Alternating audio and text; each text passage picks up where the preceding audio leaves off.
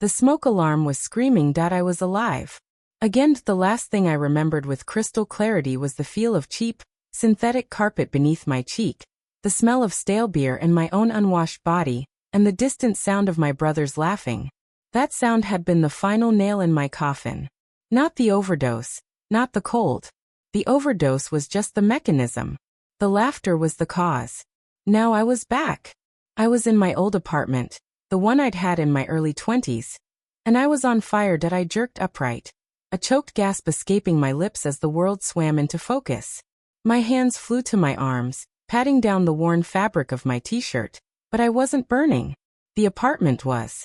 I scrambled off the lumpy mattress, my bare feet slapping against the cool, sticky floor. The source was a table lamp, knocked over, its shade already a melting, reeking puddle of plastic. A stack of unpaid bills and old takeout menus were catching, the flames licking greedily at the cheap wood of the nightstand. Instinct took over. I grabbed the first thing my hand found, a grimy half-empty glass of water, and threw it on the growing fire. The flames hissed and sputtered but didn't die. A pathetic, useless gesture. My gaze darted around the room. This was my life. A studio apartment that smelled like failure, overflowing ashtrays, and the ghost of a girl who'd given up. My phone. Where was my phone? I needed to call the fire department. I dove for the rumpled sheets, patting them down. I found a half-empty bottle of pills, a crumpled pack of cigarettes, but no phone. I was hunting for it, a frantic desperation building in my chest, when I heard the key turn in the lock. The door swung open and the smoke, now thick and black, billowed into the hallway. Through it I saw them. 3 figures silhouetted against the dim light of the corridor, their features stark and distinct in the orange glow of the fire. Leo. He was the eldest, built like a linebacker, the golden boy who was now a successful architect. His handsome face was a mask of weary irritation. Ethan. A couple of years younger, lean and sharp-eyed, a corporate lawyer who'd made partner before 30. He was holding a briefcase, his immaculate suit a stark contrast to the chaos before him. Noah. The youngest, only 2 years older than me. His face was still boyish, but his eyes were cold and held a quiet contempt. They were all in their work clothes. It must have been late. They hadn't even bothered to change. For a moment, we all just stared at each other. The fire crackled and grew behind me, casting dancing, monstrous shadows on the walls. I saw recognition flash in their eyes. They knew who I was. They just didn't care that my voice was a croak, raw from the smoke. "What are you doing here?" Leo didn't answer me. He turned to Noah, his voice heavy with a practiced, weary disappointment. "See, she's fine. I told you. Just another one of her dramas to get our attention. A little fire in her trash heap of an apartment to make us come running." Ethan hadn't even crossed the threshold. He was leaning against the doorframe, scrolling through his phone. "I have a deposition in 6 hours. This is not how I plan to spend my night. Are you satisfied, Chloe? You got us here. Now what's the crisis? Did you run out of money? Did someone look at you the wrong way? They were talking about me like I wasn't there, like I was a problem they'd been forced to deal with for the 1000th time. And they were right. This was my playbook. Wasn't it a desperate call, a staged crisis, a plea for attention? The first time I overdosed, they'd shown up at the hospital, their faces pale with worry. The second time, they'd sent a nurse. The third time, nothing. I was the girl who cried wolf, and they were done listening. But this wasn't a cry for help. This was a literal fire. And they were standing there, acting like it was just another act in my pathetic little performance. "I'm not lying," I said, my voice trembling with a rage so pure it burned hotter than the flames behind me. "The fire is real." Noah let out a short, sharp, utterly humorless laugh. "Of course it's real. You started it. It's a good touch, I'll give you that. More convincing than the usual crying on the phone." He took a step into the room, brushing a stray ember from his navy blazer with an air of supreme disgust. "But we're not here for that. We're here because the lawyer for the firm said we have to be. You're a liability, Chloe. A legal liability." That got my attention. "What are you talking about?" "The family token," Ethan said, finally looking up from his phone, his gaze cold and forensic. "We're here because if we don't, it'll look bad on the quarterly report. You're a stain on the company's reputation. We have to be seen to be helping you, even though we all know it's futile. A hot, sharp tear rolled down my cheek, but it wasn't from sadness. It was from the smoke, or maybe it was anger. It didn't matter. My whole life I'd been the family failure. The accident. The mistake. Their mother, who was supposed to be my mother, had died giving birth to me, and they had never ever let me forget it. I was the reason their family was broken. I was the ghost that haunted their perfect, gleaming lives. And they were standing here, in my burning apartment, telling me I was an inconvenience on their balance sheet. "You think I did this?" I asked, my voice dangerously quiet. "Who else?" Leo said, his tone heavy with a finality that was meant to end the conversation. "We're done, Chloe. We're getting you help. There's a place, a very nice facility in upstate New York. Get me help. You've never helped me." I screamed, the sound tearing from my throat. "You've punished me. Every single day for my entire life. You've made me pay for the crime of being born." My hand closed around something cold and heavy on the nightstand. A small, ornate brass box I'd kept hidden for years. I hadn't looked at it since I was a teenager, but I knew exactly what was inside. I wrenched the lid open. Nestled on a bed of faded velvet was the Mackenzie family token. It was an old, intricately crafted silver pendant. A wolf's head with emeralds for eyes, worn smooth by generations of firstborn sons. It was the symbol of the family legacy. The thing they'd been fighting over ever since our father died. The thing they would never, ever let me touch. They all saw it. Their eyes widened in shock. It was the first time I'd seen a genuine emotion on their faces all night. They had no idea I had it. Of course they didn't. They'd never thought I was worthy of even knowing about it. "Where did you get that?" Noah's voice was a low, dangerous hiss, his cold demeanor cracking for just a second. "Give that to me." "You wanted a crisis," I said, my voice shaking with a terrible, beautiful clarity. "You wanted a drama, okay? I'll give you one." I held the token up. It was beautiful. A symbol of everything I was denied. A family that didn't want me. A legacy that was never mine. A name I was forced to drag around like a ball and chain. The fire was getting bigger, angrier, the flames now licking at the cheap curtains. The smoke alarm was still screaming. "Chloe, don't you dare." Leo stepped forward, his face a mask of unadulterated panic. "That belongs to the family. It's a historic artifact. You have no right." "No right," I laughed, a cold, hollow sound. "You've been telling me that my whole life." I didn't even hesitate. I don't know if it was the smoke inhalation, the rage, or just the sheer soul-crushing weight of 1,000 rejections, but I made my decision. I grabbed the hot brass box, turned to the small wall-mounted gas heater in the corner, and wrenched the burner door open. The flame inside was a steady, hungry blue. Ethan moved to stop me, but I was faster. I didn't have to think. I just did it. I thrust the silver pendant, the token, the final symbol of my family's hatred, into the flames that my brothers screamed. I don't know if they screamed my name or just screamed. The world seemed to go into slow motion. I felt the heat on my face, saw the silver begin to glow orange, then white, the emeralds cracking and blackening in an instant. I saw their faces, twisted in a horror I'd never seen before. Horror for a piece of metal. Horror they'd never shown for their own sister. Then, the smoke alarm was drowned out by a different sound. A loud, sharp bang. The small gas heater, compromised by the heat and the contact with the burning token, detonated. A wall of hot air hit me, shoving me backward. I saw a flash of a blue flame, and then a spray of sparks. I felt a searing pain in my arm, smelled burning hair. And then I was on the floor. The world tilting on its axis through the haze of smoke and the ringing in my ears. I saw them. They were okay. They were closest to the door. Leo was pulling Ethan back, and Noah was scrambling away from the blast. They were safe. Of course they were. But they were looking at me. They weren't looking at me with pity or even concern. They were looking at me with a cold, terrifying fury. The token was gone. Destroyed.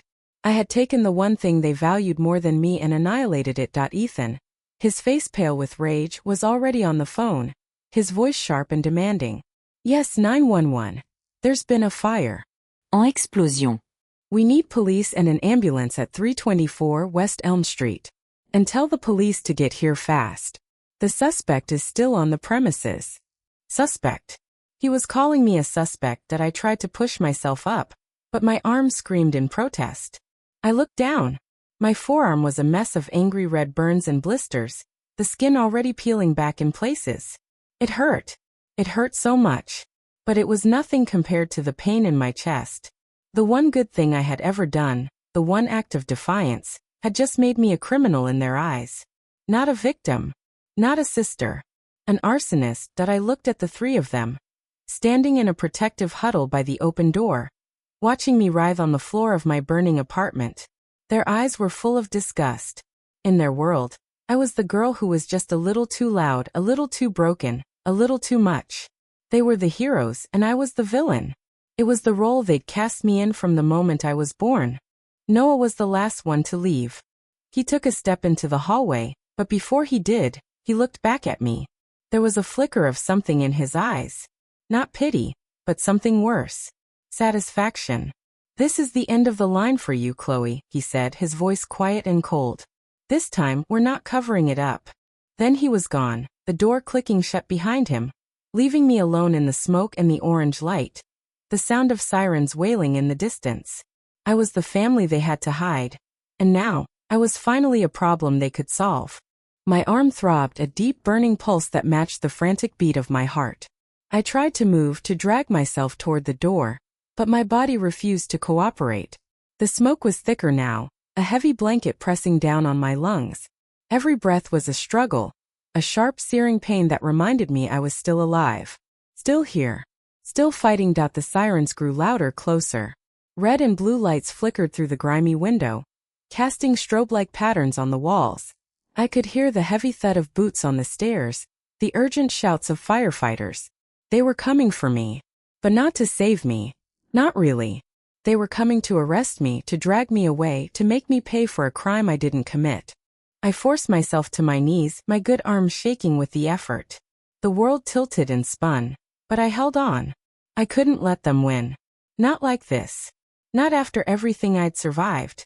I'd burned the token, destroyed their precious symbol of power. But I hadn't burned my will to live.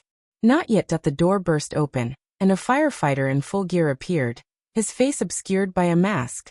He swept the room with a flashlight, his beam landing on me. "Ma'am. Are you okay? Can you move?" I opened my mouth to answer, but all that came out was a coughing fit, harsh and ragged.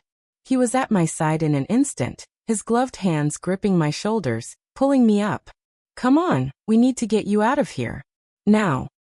He half carried me down the stairs, through the smoke-filled hallway, out into the cold night air. The paramedics were waiting, their faces grim as they laid me on a stretcher.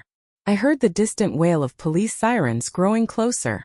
The cavalry had arrived. As they strapped an oxygen mask to my face, I looked back at the burning building. My apartment. My life. Everything I'd known was going up in flames. And standing in the parking lot, watching me with cold, hard eyes, were my brothers. They didn't move. They didn't speak. They just watched. Like spectators at a show. Like I was nothing more than a spectacle, a cautionary tale. Leo's arm was around Gemma, who had appeared from nowhere, her face a mask of carefully constructed concern. Ethan was on the phone again, probably talking to his lawyers. Noah just stood there, his arms crossed, his expression unreadable. I pulled the oxygen mask away, my voice a hoarse whisper. "You did this." Noah's lips twitched, almost a smile. "We didn't do anything, Chloe. You did this to yourself. You always do." The paramedic tried to put the mask back on, but I pushed her hand away. I locked eyes with Noah, letting him see the fire still burning in my gaze. "You think this is over? You think you've won?" He didn't answer. He just turned away, walking back toward the sleek black SUV waiting at the curb. Leo and Ethan followed, not even glancing back. They were leaving me behind. Again. But this time, I wasn't the one walking away broken. I was the one who had started the fire. And I would finish it. The paramedic finally convinced me to lie back, to let them take me to the hospital. As the ambulance doors closed, sealing me off from the chaos outside, I closed my eyes and let the darkness take me. But it wasn't a surrender. It was a retreat.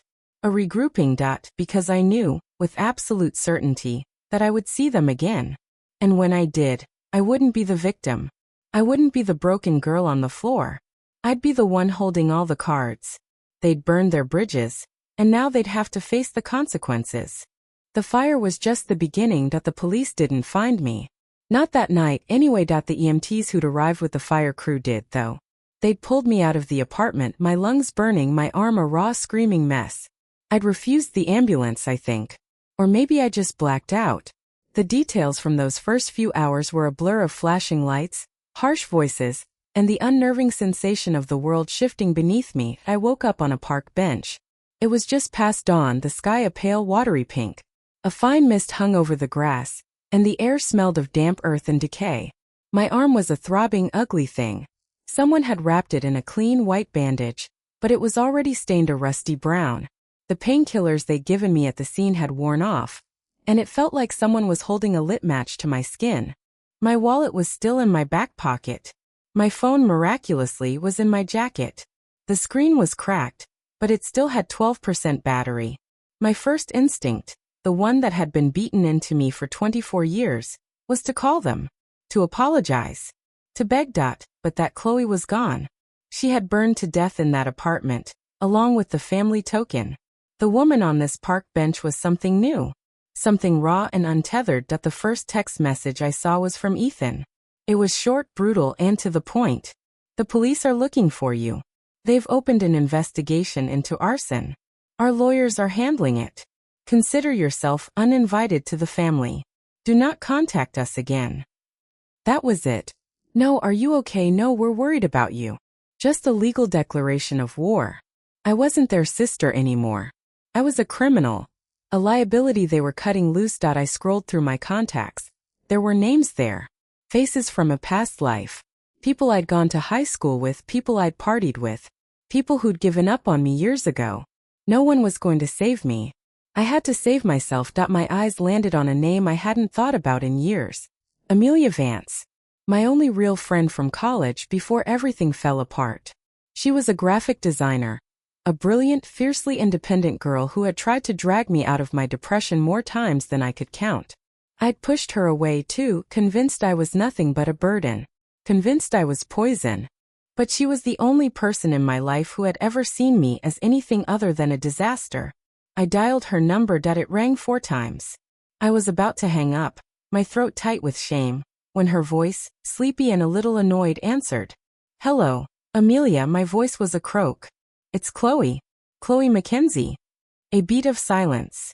Chloe, her voice changed, the annoyance replaced by a sharp alertness.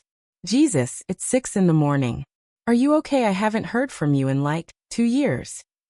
No, I said, the word simple and honest. I'm not. And I don't have anywhere else to go. I gave her the address of a diner a few blocks away, the one I'd been hiding in to get out of the cold, and used the bathroom to try and clean myself up. I was a mess. My clothes were singed and smelled like a campfire. My hair was a tangled, smoky disaster. My face was streaked with soot and tears. I looked exactly like what I was. A woman who had just burned her life to the ground. She found me in a corner booth, hunched over a cup of coffee I couldn't afford. She looked exactly the same as she had in college. Dark, intelligent eyes, a sharp jawline, and a shock of purple hair she'd just had done. She slid into the seat across from me, her gaze taking in the bandage on my arm, the state of my clothes, the haunted look in my eyes. She didn't say a word for a long moment. She just took in the wreckage of my life. Then she ordered us both a full breakfast. It was the most kindness I'd been shown in years. After we'd eaten, she didn't ask for details. She didn't lecture me. She just looked at me and said, Okay, so what happened and what do you need? I told her. Everything. The fire, the token, the way my brothers had looked at me, the text from Ethan. It all came out in a rush, a jumbled, emotional mess. I expected her to be horrified, or maybe to judge me. Instead, she just listened, her face impassive. When I was finished, she let out a long, slow breath. So, you're officially a fugitive from the Mackenzie family. I guess so. They're going to try and have me arrested for arson. Did you actually start the fire? I told you, the lamp just fell over. It was an accident. But they won't believe that. They'll make it sound like a deliberate act of sabotage. They'll say I was trying to destroy family property to get back at them. The thought made my stomach turn. My word against the word of 3 successful businessmen. I know who the police are going to believe. Then we have to make sure you're not easy to find, Amelia said, her voice already shifting into strategy mode. She pulled out her phone and started typing. The first thing we do is get you a burner phone and a prepaid card. You can't use that thing anymore. It's traceable. And you need to ditch your clothes. I've got some old stuff at my place that'll fit you. We'll get you a hat, some sunglasses. It was terrifying how quickly she fell into the role of co-conspirator. Amelia, you don't have to do this. This is insane. You could get in trouble. I don't care, she said flatly. I've spent the last 2 years wondering what happened to you. I thought you were dead, Chloe. Or worse. And now you're here and you're not dead. You're just free. And you need a little help figuring out what to do with that. So shut up and drink your coffee.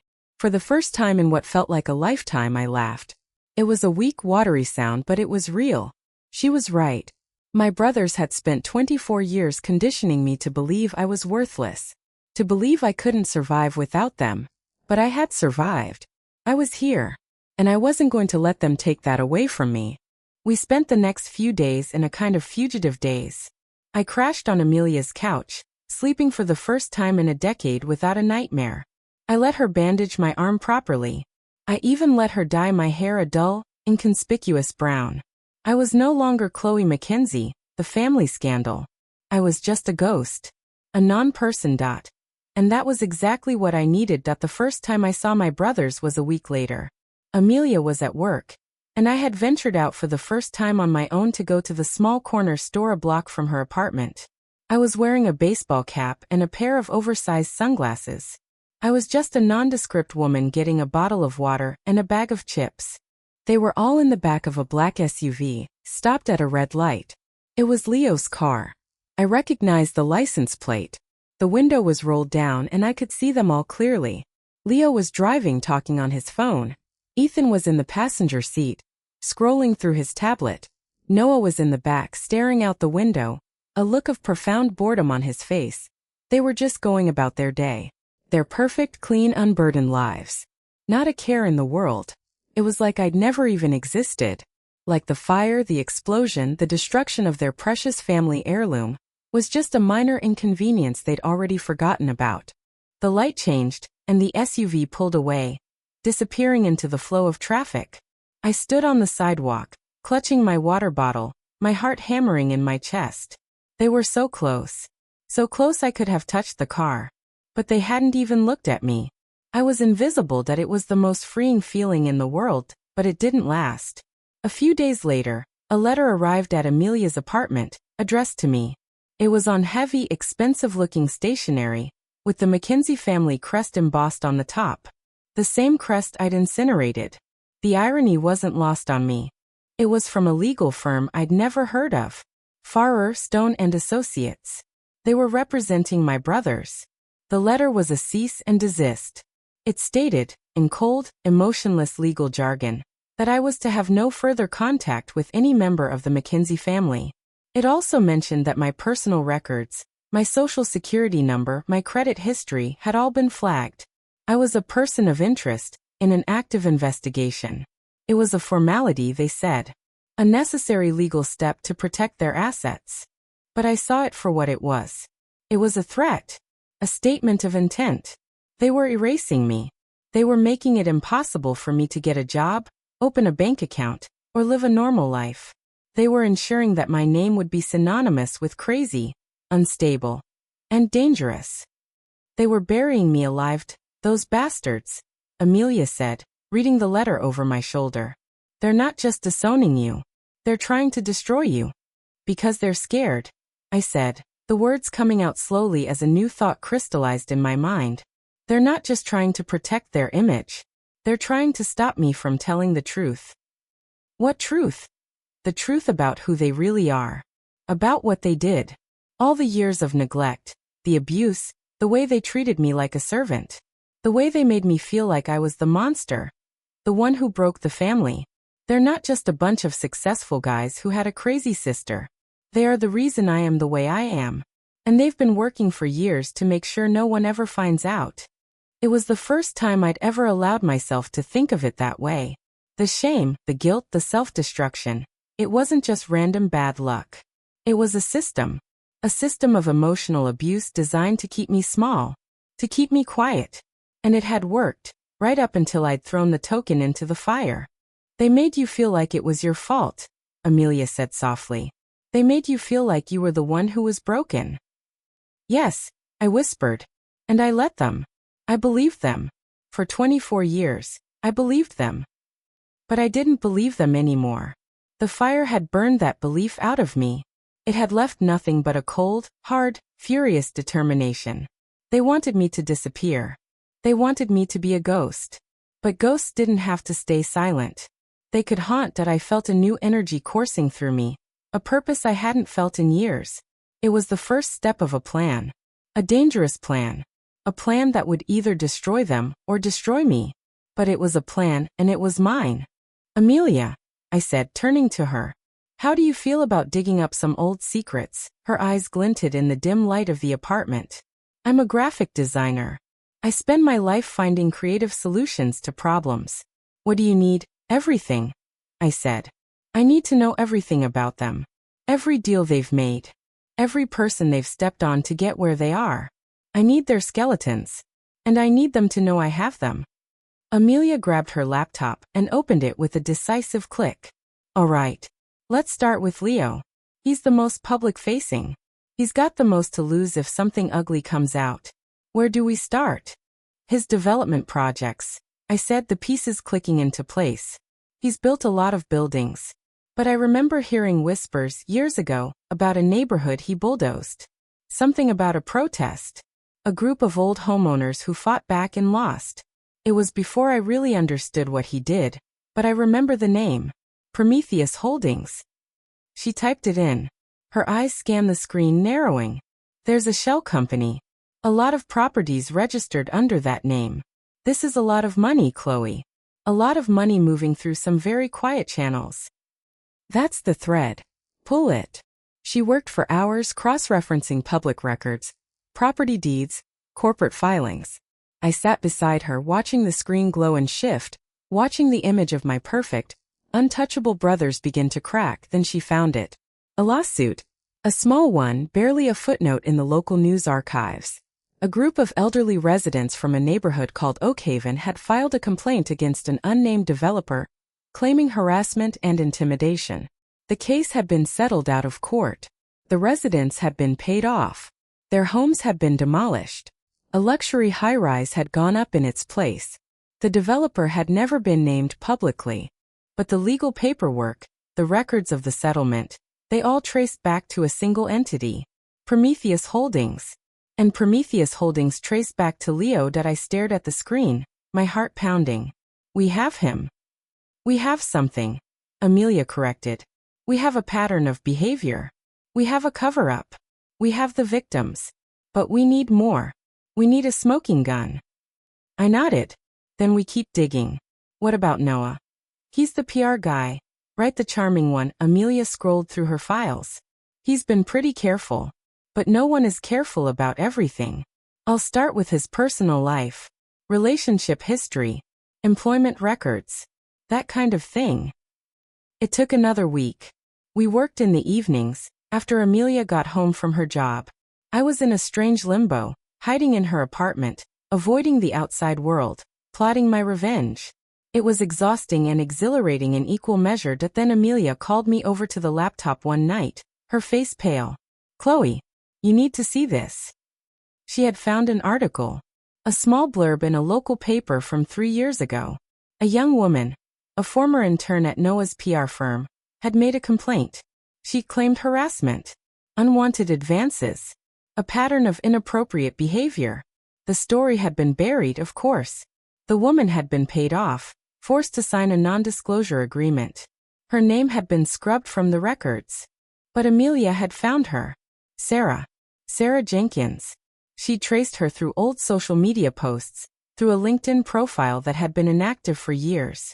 She'd even found a current address. She's still here, Amelia said. She's working at a bookstore downtown. She never really recovered from what happened. Her career was destroyed. She's been hiding ever since. Can we talk to her? If we're careful. She's been burned before. She's not going to trust anyone easily.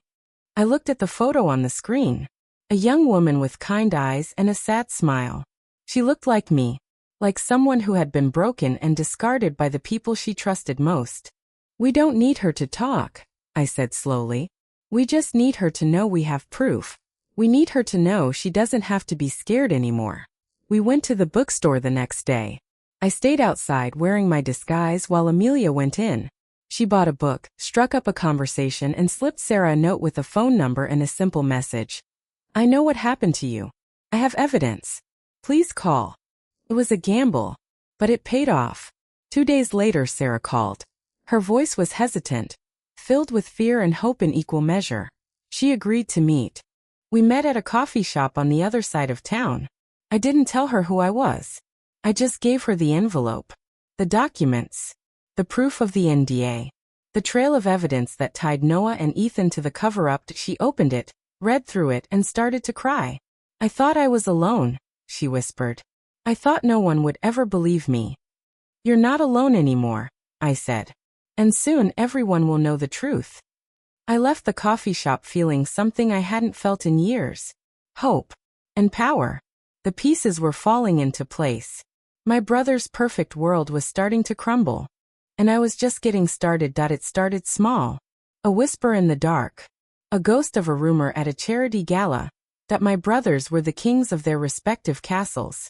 Leo was the brilliant architect, the face of McKinsey Developments, the firm that was building half the city's skyline. Ethan was the ruthless lawyer, the man who never lost a case, the silent partner in half a dozen shady corporate deals. Noah was the baby of the family, the charming PR guru with the perfect smile, the man who made the family look good no matter what. But no one is perfect. No one's record is clean. The world just isn't built that way. And my brothers, for all their polish, had their secrets. My research started with the public record, the stuff anyone could find if they knew where to look. Tax records, property deeds, corporate registrations. It was the boring, tedious stuff, but I had patience. I had time. And I had a burning, righteous fury fueling me. I found a shell company. One of those phantom names that don't mean anything to anyone, but are holding the real money. A company called Prometheus Holdings. It kept popping up in financial documents related to McKinsey Developments. It was a small thread, but I pulled on it. With Amelia's help, I traced the thread backward. Prometheus Holdings was a front for a series of questionable land deals Leo had made in the years right after our father died.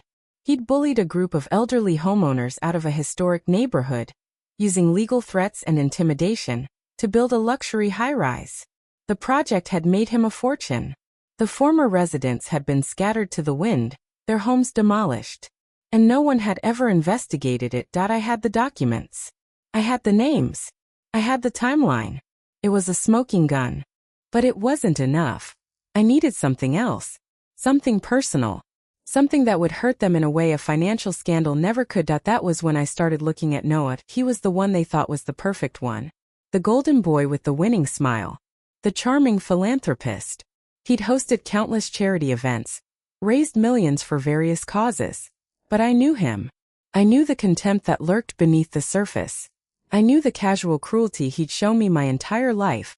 I started digging into his personal life, his relationships, his finances. It was like peeling back the layers of an onion, each one revealing a new, uglier truth. I found a story he'd helped bury. A young woman, a former intern at his PR firm. She'd accused him of harassment, of making inappropriate advances. He'd denied it, of course, and he'd called in a favor from Ethan, who had made her sign a non-disclosure agreement. She'd been given a severance package, a pat on the head, and sent on her way, her career destroyed before it even began. Her name was Sarah. I tracked her down, and for a long moment she didn't want to talk. But I had something she didn't. I had proof of Ethan's involvement. I had the legal paperwork. I had the leverage to make her story heard. Maybe it's time someone else knew the truth. I told her that I didn't push. I just put the evidence in an envelope and gave it to her. It was her choice. But I knew deep down, she'd been waiting for this moment her entire life. Then there was Leo, the family patriarch, the one who held the whole house of cards together. He had a wife. A beautiful, successful woman named Gemma. She was a socialite, a philanthropist, the perfect accessory to his power. But what no one knew was that their marriage was a sham. It was a business arrangement. A transaction. I found a string of private emails, sent from a personal account he'd thought was secure. They weren't to Gemma. They were to a man. A man named Connor. The emails were about travel plans, about meetings in cities where I knew Leo had business trips. They were often in the same city at the same time. The language was careful, coded, but the intent was unmistakable. Leo was in love with someone else. And that someone was a man that it was a secret that, in his world, could destroy him. A successful, respected architect, a pillar of the community, found to be leading a double life. It was the kind of scandal that would make the tabloids froth at the mouth. It would end his marriage. It would tarnish his reputation. It might even cost him his career. And I had the receipts. But the biggest bombshell, the one I kept for myself, was about Ethan. I thought he was the coldest of the three, the one who felt nothing. But I was wrong. He felt plenty. He just channeled it into a deep, burning hatred for me.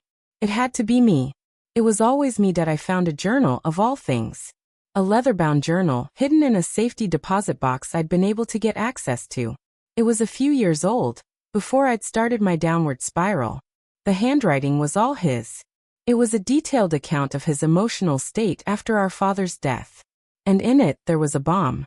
It wasn't a journal of pain. It was a journal of blame. He wrote about the day I was born, the day our mother died, with a cold fury that turned my blood to ice. He wrote about how he'd felt cheated, about how he'd told himself I was a curse, a punishment for a family that had been too happy. He wrote about his fear that I would grow up to be just like my mother, that I'd ruin our father's life the way she had done. But there was more. There was a confession, a real one, that he'd been the one to plant the seed, the very first seed of hatred. He'd told our brothers I was sick. I was dangerous. I was a ticking time bomb. He'd told them I was responsible for our mother's death, not because it was true, but because he believed it. He'd created the narrative. He was the architect of my misery. Every cruel word, every dismissive glance, every look of disgust, they all traced back to him. He was the one who'd turned them against me. Reading his words, I felt a cold, clarifying rage settle in my chest. I had always wondered why they hated me so much. Why they'd never given me a chance. Now I knew. It was a self-fulfilling prophecy. He'd made me into the monster they all feared, and then punished me for being it. It was a masterpiece of psychological abuse. I knew I had to use this. Carefully. Deliberately. It was the most powerful weapon I had. The first shot I fired was public. An anonymous tip to a local news station that a prominent businessman was involved in a development deal that had forced a group of elderly homeowners out of their homes. The story was juicy, the details were damning, and it had a human element that made it impossible to ignore. The station ran with it. Within hours it was trending. I watched on a cheap laptop from Amelia's couch as the story exploded. Leo's PR team went into overdrive, denying everything. But the damage was done. His name was tainted. The public was angry. There were protests outside his corporate office. His reputation, the cornerstone of his power, was crumbling. The next strike was more subtle. A week later, a story broke about a high-profile PR firm and its shady dealings with a former intern. A source close to the victim had leaked the story to a major magazine, complete with the details of the NDA and the payoff. Noah was in damage control mode. He tried to spin it to make himself the victim, but it was no use. The media smelled blood. The story had legs. It wasn't going away. And then the big one. I didn't leak it. Not yet. I kept it in reserve. A secret weapon. Because I knew with absolute certainty that Ethan would be the one to come for me first, that I didn't have to wait long. A week after the story about Noah broke, I got a call from a blocked number. I knew it was him. I could feel it in the air. Chloe. It was his voice. Sharp. Professional. Cold. We need to talk. About what? Ethan, about how you made me into a monster, about how you told everyone I was poison. There was a long pause on the other end of the line. I could practically hear the gears turning in his head, trying to figure out how I knew. He was a lawyer. He was used to being in control. He didn't like surprises. And he didn't like being threatened. "I don't know what you think you're doing," he said finally, his voice a low hiss. "But you're making a mistake. You're playing a dangerous game." "I'm not playing, Ethan. I'm winning. You have no idea what you're dealing with. You're poking a hornet's nest. This will not end well for you. It ended the minute you made the decision to hate me, Ethan. The only question is how it ends. With you and your perfect little world, or with the truth. Don't do this, Chloe. We can fix this. We can find you a place. A good place. You need help. You're not well." "The help you were going to send me to, you mean the nice facility in upstate New York? I don't think so. I don't need your help, Ethan. I need you to leave me alone. You think you can destroy us." His voice had a tremor in it now. A crack in the professional facade. "You don't know what we're capable of. You have no idea how far we're willing to go to protect what's ours." "I know exactly how far you're willing to go," I said, my voice quiet and deadly. "I've read your journal." The silence on the other end of the line was deafening. It was the sound of a man's world collapsing. The sound of a secret being uncovered. The sound of a reckoning. "What are you talking about?" he whispered. "I'm talking about the truth, Ethan. The truth you've been hiding from everyone, including yourself. The truth about what you did to me. The truth about why you hated me. It's all right here, written in your own words. And soon everyone is going to know. You wouldn't dare." "I already have. You're next." I hung up the phone. My hands were shaking, but I felt a surge of triumph. For the first time in my life, I had the power. The tables had turned. I had him. I had all of them. And I was going to make them pay. Amelia looked up from her laptop, her eyes wide. "That was him, Ethan." "Yeah." "What did he say?" "He tried to threaten me. But he doesn't have anything left. I have all the cards now." She let out a low whistle. "Chloe, this is huge. This is everything. You've got them cornered. They can't do anything without making it worse." "I know."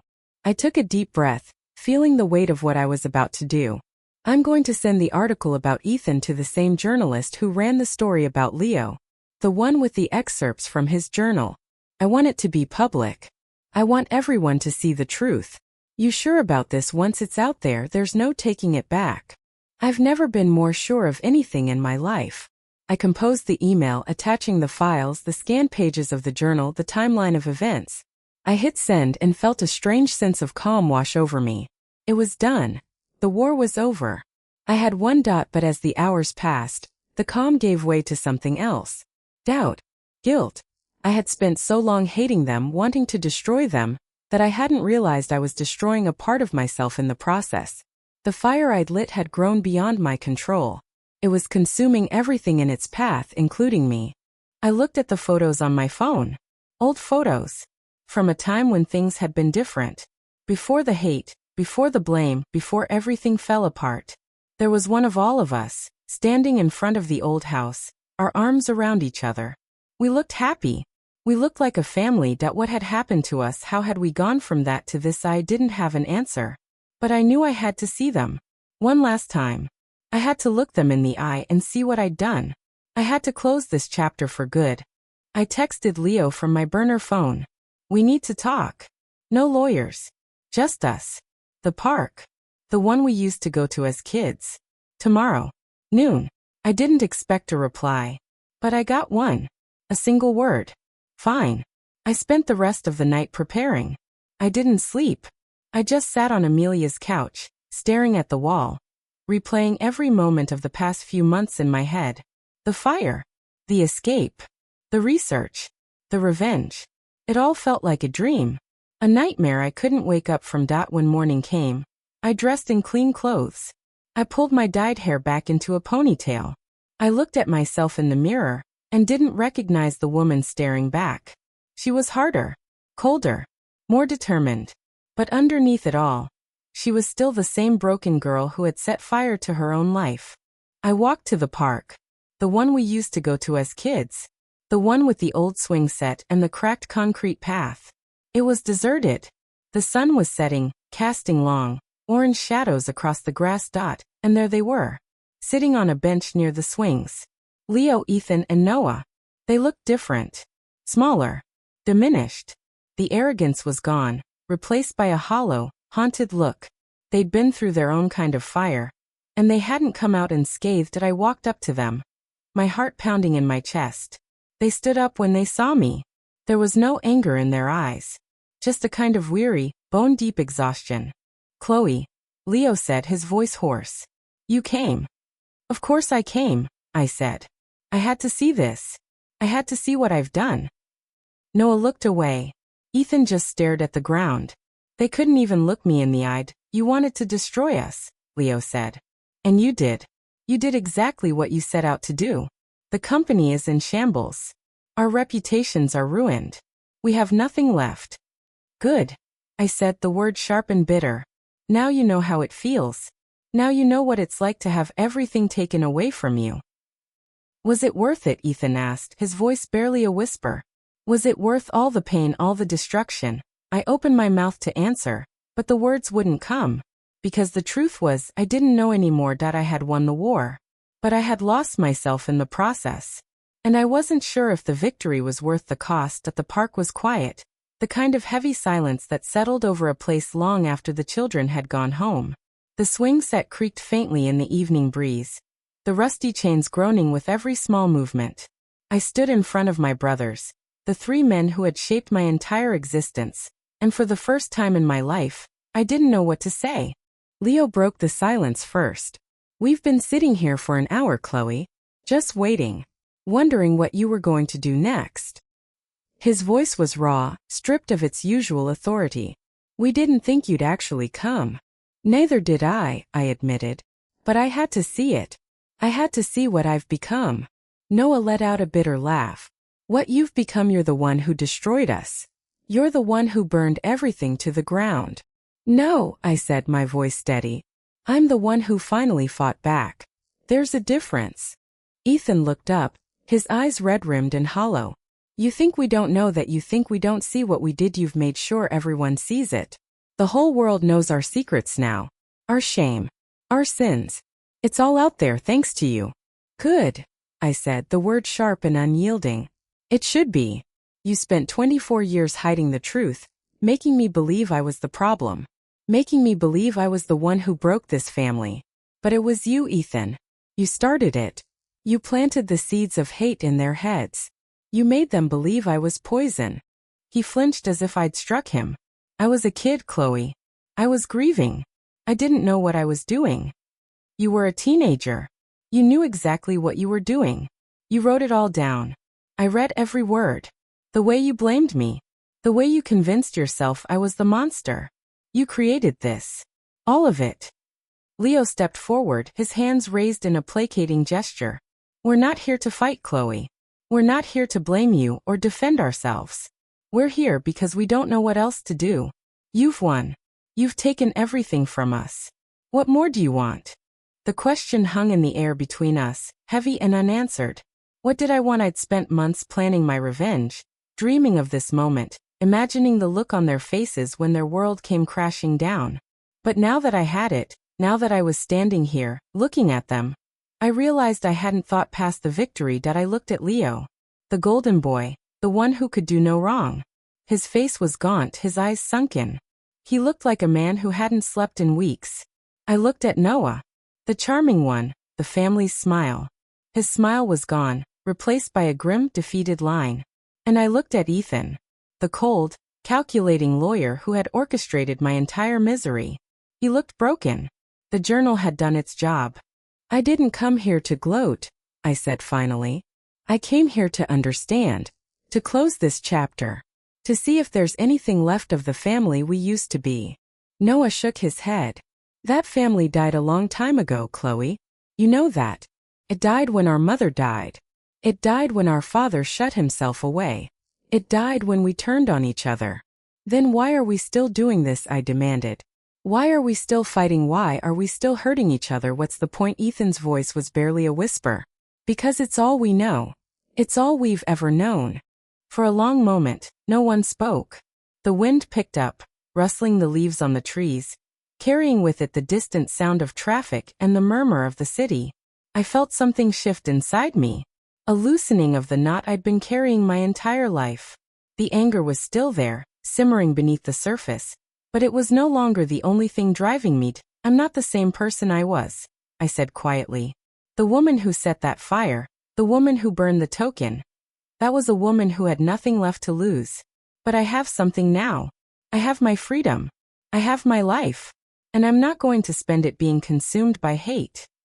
Leo looked up, a flicker of something like hope in his eyes. What are you saying, Chloe? I'm saying I'm done. I'm done fighting you. I'm done trying to destroy you. I've said my piece. I've shown the world who you really are. And now I'm walking away. For good. You can't just walk away, Noah said, his voice cracking. You can't do all of this and then just leave. It doesn't work that way. It does, I said. Because I'm not the one who has to stay and face the consequences. You are. You have to rebuild your lives, your reputations, your families. You have to look at yourselves in the mirror every day and live with what you've done. That's your punishment. It's not mine anymore. I turned to leave, my heart pounding in my chest. This was it. The moment I'd been waiting for. The moment I finally let go. Wait, Ethan said, his voice desperate. Chloe, wait. I stopped but didn't turn around. I was wrong, he said. I was so wrong about everything. I spent my whole life blaming you, hating you, and I don't even know why anymore. It was easier to hate you than to face the truth. The truth that I was scared. Scared of losing my mother. Scared of losing my family. Scared of being alone. And I took it all out on you. I'm sorry. I don't expect you to forgive me. I just needed you to know. I turned back to look at him. There were tears in his eyes. Real tears. I'd never seen him cry before. Not once in my entire life. Thank you, I said. That means more than you know. But it doesn't change what happened. It doesn't undo the years of pain. And it doesn't fix us. I know, he said. But I had to say it. Leo stepped forward, his expression unreadable. What happens now to us, to the family? I don't know, I said honestly. I don't think I can be part of this family anymore. Not the way it is. Not the way it's always been. Maybe one day, when we've all healed, we can try again. But not now. Not like this. Noah finally spoke, his voice thick with emotion. Where will you go? What will you do? I don't know that either, I said. But for the first time in my life, I get to choose. I get to decide who I want to be. And that's a gift you never gave me. I turned and walked away. I didn't look back. I couldn't. If I looked back, I might change my mind. I might let the guilt and the doubt creep in. I might let them convince me to stay, to fight, to keep hurting. And I was done hurting. I left the park and walked to Amelia's apartment. The streets were quiet, the city settling into its evening rhythm. I felt lighter than I had in months. The weight of the past, the weight of my brother's hatred, the weight of my own self-destruction, it was all starting to lift. Amelia was waiting for me on the steps outside her building. She stood up when she saw me, her face a mask of concern. Chloe, are you okay? What happened? I'm okay, I said, and for the first time I meant it. I'm actually okay. Did you see them? Did you talk to them? Yeah. And I walked away. She stared at me for a long moment, then broke into a slow, relieved smile. Good. That's good, Chloe. That's exactly what you needed to do. I know. I took a deep breath, the cool evening air filling my lungs. I need to start over, Amelia. A clean slate. A new life. I need to figure out who I am without them. I'll help you, she said. Whatever you need. A new name, a new city, a new identity. We'll make it work. I hugged her, feeling the warmth of her embrace, the steady beat of her heart. She was the only family I had left. And she was more than enough. We spent the next few weeks planning my escape. I changed my name. I cut off all contact with my past. I sold everything I owned and bought a one-way ticket to a small town on the other side of the country. I didn't know anyone there. I had no plans, no expectations. Just the hope of a new beginning. The day I left, Amelia drove me to the airport. We stood at the departure gate, the final boarding call echoing through the terminal. You're really doing this, she said, her voice a little shaky. Really doing it, I said. Scared. Hopeful. But doing it. You're going to be amazing, Chloe. You're going to build a life that's all your own. And you're going to be so happy. I smiled. Thank you, Amelia.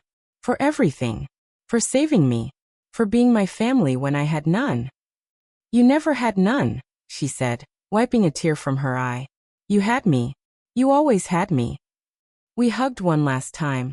And then I walked through the gate, leaving my old life behind. That the plane ride was long.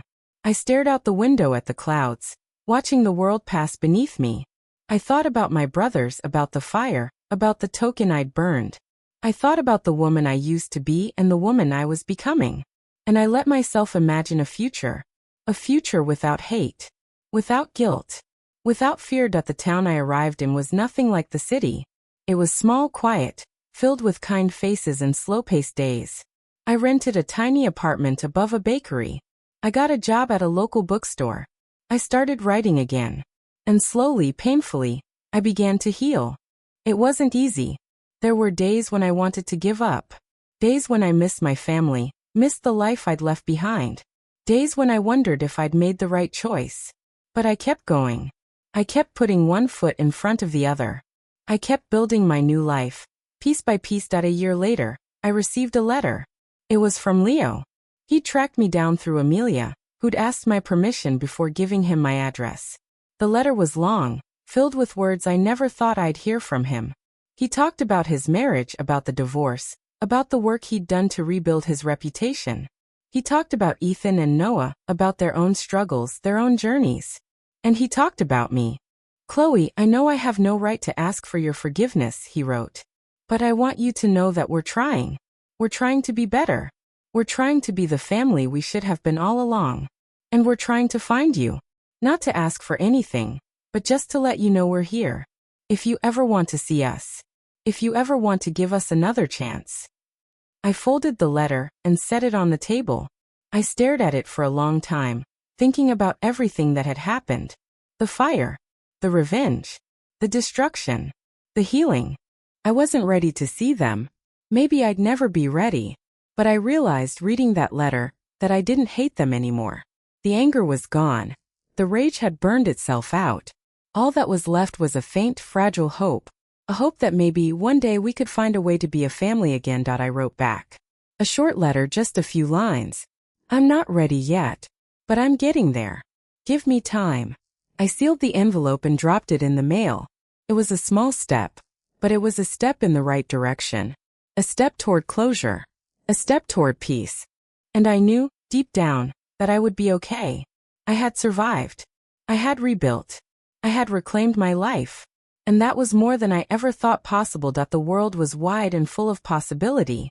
And for the first time in my life, I was ready to face it. Not as a victim, not as a fighter, but as a woman who had finally found herself. The fire was over. The ashes were cold. And from the ruins, something new was beginning to grow.